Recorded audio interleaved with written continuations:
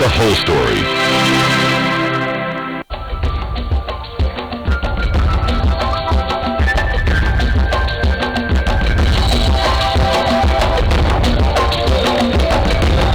Popote ulipo mpenzi mtazamaji, hujambo, karibu kwenye taarifa za KTN Leo Weekend, ikiwa leo ni siku ya Ijumaa.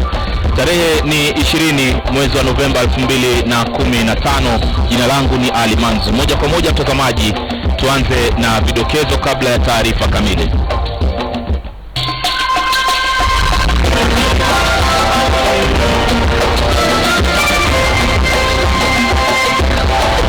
Serikali ya Kenya hatimaye yawasilisha ajenda zake mbele ya kikao cha mataifa wanachama wa mkataba wa Roma.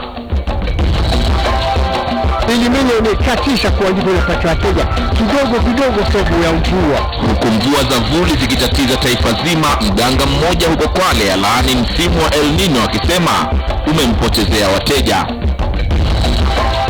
Na usiku huo alikalamuka siku hiyo nyingine ilifuatilia akiwa ndio mtarajiwa kuwa Queen Elizabeth II. Kwenye makala maalum ya Tembea Kenya tunaangazia hoteli ya kihistoria ambayo Malkia wa Uingereza aliitembelea akiwa binti mfalme na kuondoka akiwa malkia. Na michezoni, timu ya taifa Harambee Stars yajiandaa kwa michuano ya Sekafa.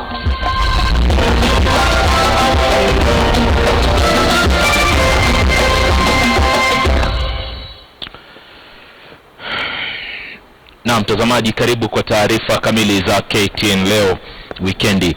Serikali ya Kenya hatimaye imefaulu kuwasilisha ajenda zake katika kongamano la wanachama wa ICC kuhusiana na kesi zinazowakabili naibu wa rais William Ruto na mwanahabari Joshua Rapsang kwenye mahakama ya ICC.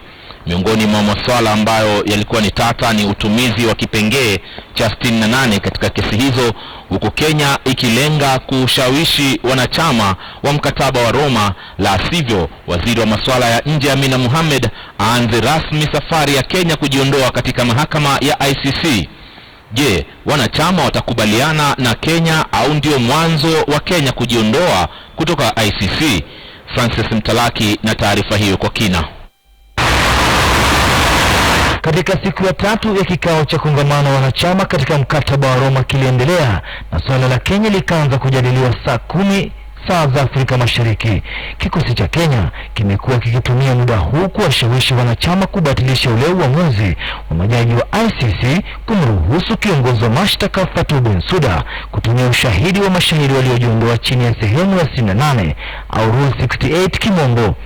Upande wa mashtaka unaoongozwa na Fatou Bensouda hapo jana na hii leo umekuwa ukikariri kuwa kesi nyingi zinazoleta mshike ni kutoka bara Afrika, na isitoshe kesi hizi zimefikishwa na Waafrika wenyewe. Hivyo basi haoni ni kwa nini sehemu ya 68 isitumike katika kesi zinazowakabili naibu wa rais William Ruto na mwanahabari Joshua Rapsang. This criticism does not match the reality. This is really what is important. It is a blanket criticism because yes, it is true, I will not disagree that all our cases that are in trial are from Africa. This is true. And all the people so far that are in the dock are also from Africa. But I always say that let us step back and ask, how did they get there? Lakini hili haliwaingii viongozi kutoka Kenya wakiongozwa na kiongozi walio wengi Aden Duale, ambao wimbo wao umekuwa ni kuwa ipo karata ya kisiasa na njama kutoka mataifa bara Ulaya. Kwa sasa kikao hicho bado kinaendelea, na kinachosubiriwa sana ni uamuzi utakaofikiwa na wanachama, ikizingatiwa kesi hii ya Kenya dhidi ya ICC ndio imesababisha sehemu ya 68 kuundwa mwaka 2003 baada ya washukiwa kuendelea kujiondoa na wengine kufariki kwa njia tata.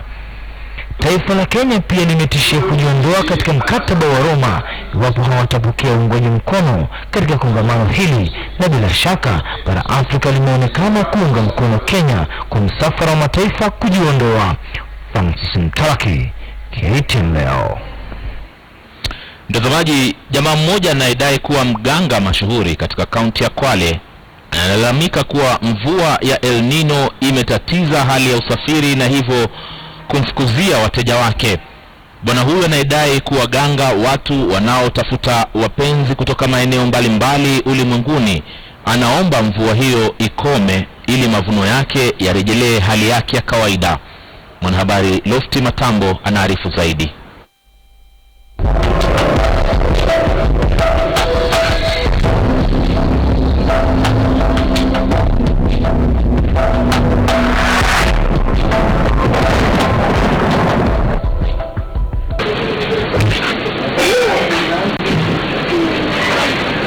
Mwenye haja atakaribishwa maskani pake mganga Musa Juma maarufu Bush Doctor, ambaye amepokea sifa kocho katika maeneo ya Mwawanga, mji wa Ukunda, kaunti ya Kwale, kwa kutoa tiba za kienyeji kwa watu walio na matatizo mbali kama mwenyewe anavyojipalilia sifa kede. Hata hivi sasa pia nilikuwa pana wazungu kama 10, lakini wamekatishwa kwa hii mvua.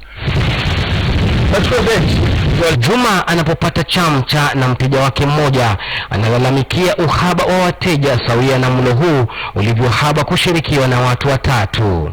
Lakini lawama zote hivi anazilimbikiza kwa mvua ya El Nino inayoshuhudiwa katika maeneo mengi nchini. Naamini kwa kweli kabisa El Nino iko.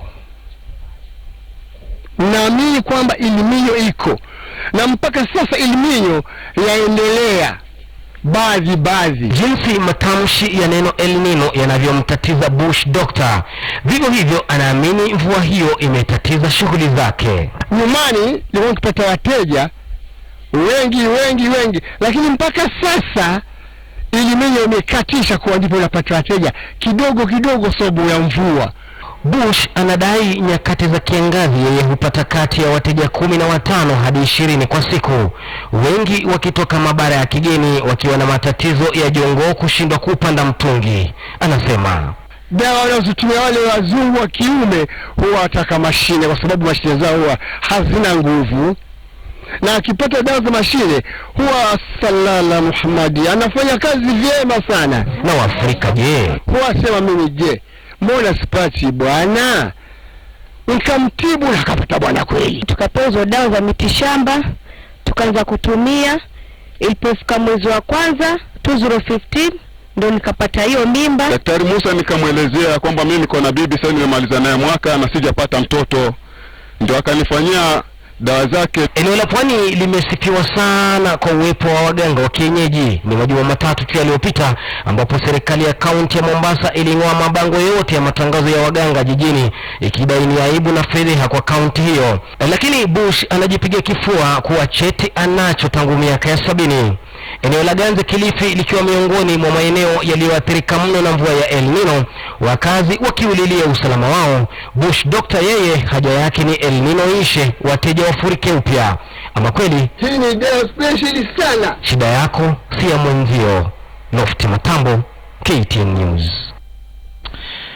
Gavana wa kaunti ya Garissa Nadhif Jama ametoa wito kwa kaunti jirani kuhakikisha kuwa zinahifadhi maji wakati huu ili yasielekezwe katika kaunti nyingine katika msimu wa mvua za El Nino.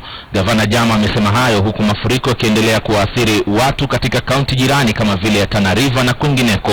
Hamza Yusuf na taarifa zaidi kutoka kaunti ya Garissa.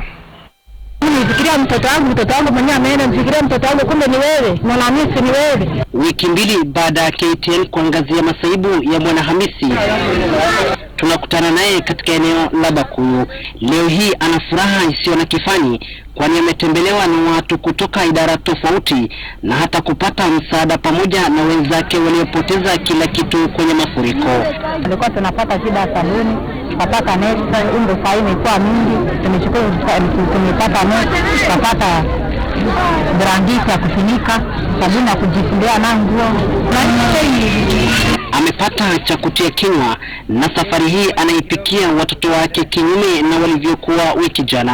Niko na watoto 6, napika kilo 2, kilo 1.5 mchele. Idadi ya wenzake inaongezeka kila uchao, lakini kwa kipindi cha wiki moja sasa wana wasiwasi ya mkurupuko wa magonjwa.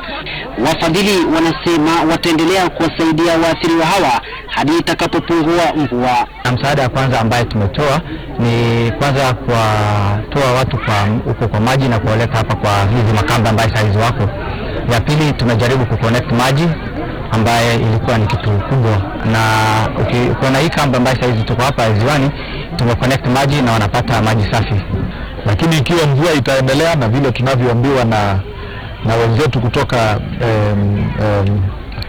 idara ya KTN, bado kuna maji ambayo yanatembea, hata yale ambayo yanatoka katika damu zetu bado hayawachiliwa. Kwa hivyo huenda wakakaa hapa kwa muda. Kwa hivyo muda wote ambao watakaa hapa, sisi kama serikali tutahakikisha tunawashughulikia. Gavana wa kaunti ya Garissa Nadhif Jama kwa njia ya simu anaiomba wasimamizi wa Kindaruma kuwapa notisi wanapofungulia maji hayo, ndiposa watahadharishe wenyeji na ikiwezekana kutafuta mbinu mbadala ya kuhifadhi maji hayo. Kufikia sasa haijabainika wakati ambapo watarejea makao yao rasmi, ila waathiriwa hawa kwa sasa wanajisikia wapo nyumbani. Hamza Yusuf, KTN, Ziwani, Tana River. Mtazamaji wa Kenya inapo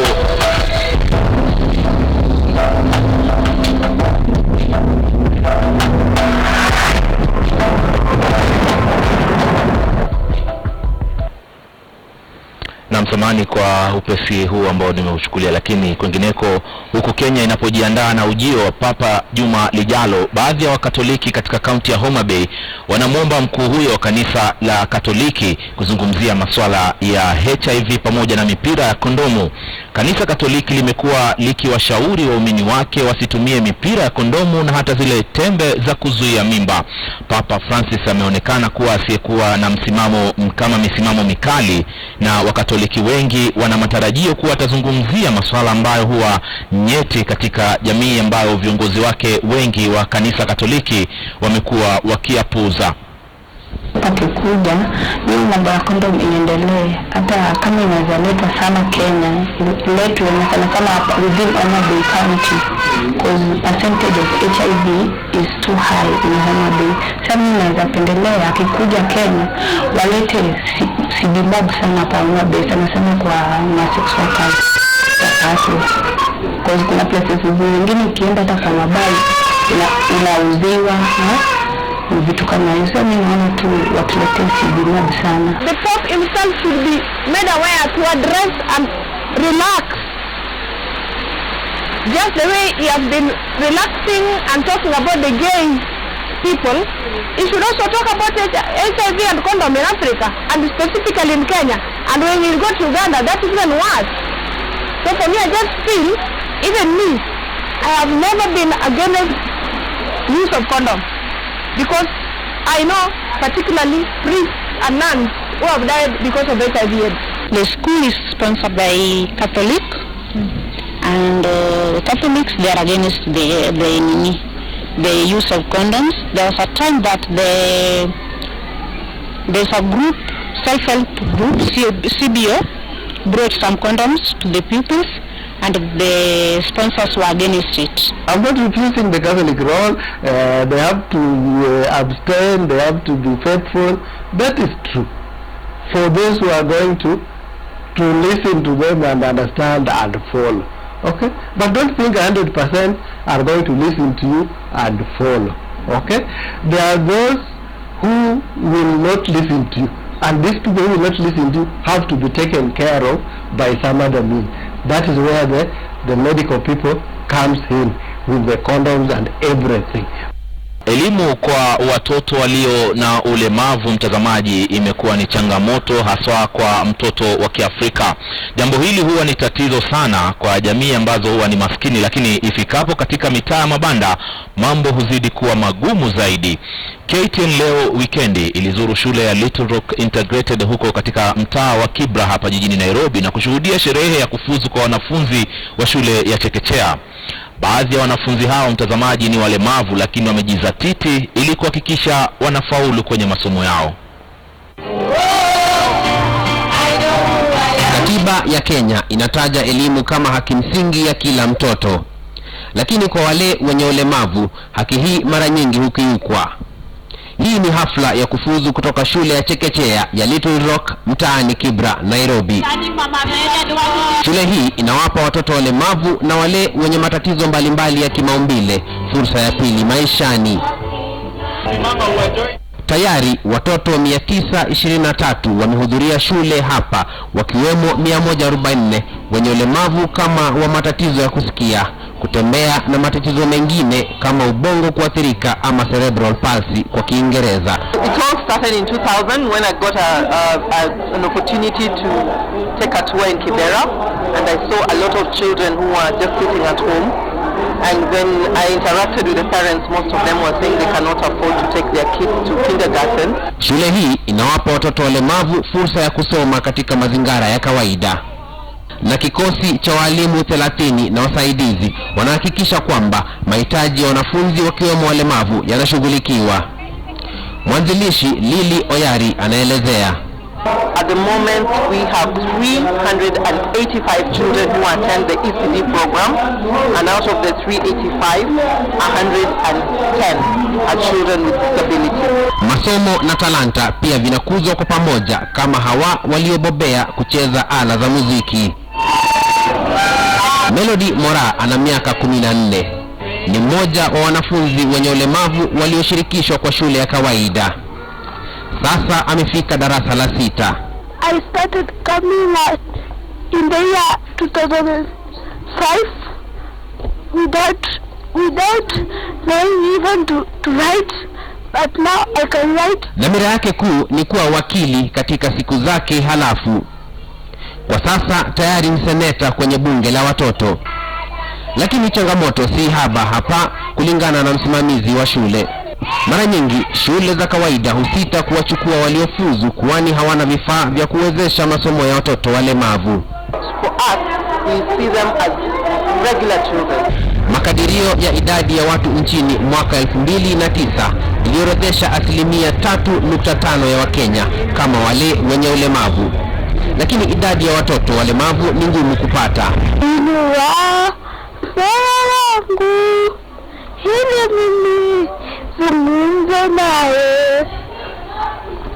Licha ya changamoto za kimaumbile, Melody ni baadhi ya watoto ambao wameamua watajizatiti sana kimasomo, na wakati utakapowadia watasimama na kuhesabika kama wale waliochangia katika maendeleo ya taifa hili.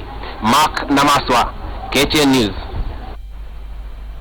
Baada ya kukosa nafasi ya kuingia kwenye ile michuano ya makundi ili kutafuta nafasi ya kufuzu kwa kombe la dunia, kikosi cha timu ya taifa Harambee Stars kilirejea tena kambini hii leo ili kujiandaa kwa kinyang'anyiro cha michuano ya Sekafa kinachong'oa nanga hapo kesho nchini Ethiopia.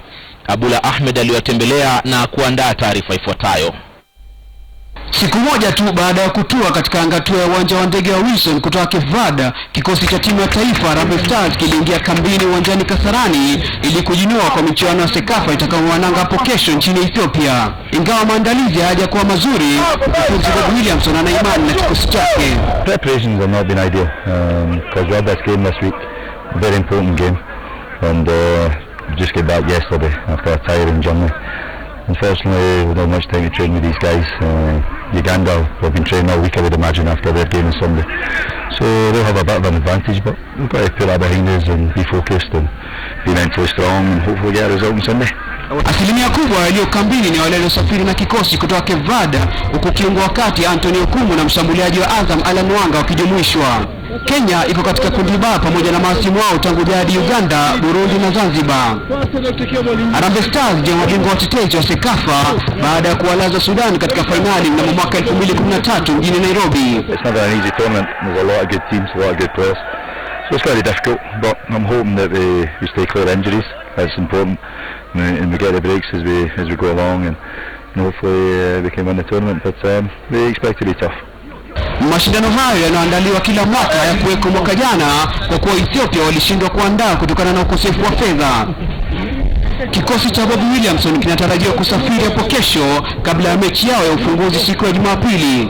Harambee Stars wataanza kampeni yao kutetea taji la Sekafa siku ya Jumapili dhidi ya Uganda Cranes katika uwanja wa Addis Ababa nchini Habeshi. Abdullah Ahmed, KTN Michezo, Nairobi. Na hatimaye wachezaji Otto Kwach na Mike Kawoche ni baadhi ya wachezaji wa mpira wa squash ambao wamefuzu robo finali ya mashindano ya kombe la Kenya Open ambalo linaandaliwa hapa jijini Nairobi.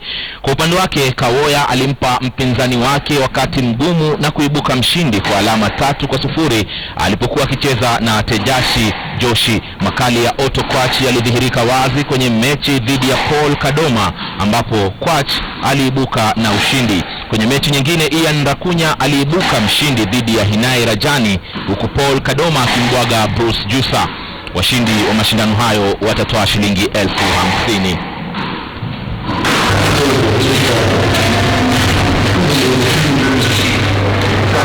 I still think the Kenyans will win one of the Kenyans is going to win the tournament. We have $1,500. This money is shared in a graduated way that has been set by the International Squash Federation. Mwisho wa taarifa za KTN leo weekend jioni hii mtazamaji, ikiwa ni siku ya Ijumaa. Hapo kesho pia tutakuwa na taarifa nyingine kama hizi, lakini kufikia hapa tunatamatisha taarifa hizi. Asante sana kutazama kwenye muda usiokuwa mrefu kwenye KTN News. Nitakuja na makala maalum yakiangazia utalii hapa nchini Kenya, almaarufu Tembea Kenya. Usiende mbali.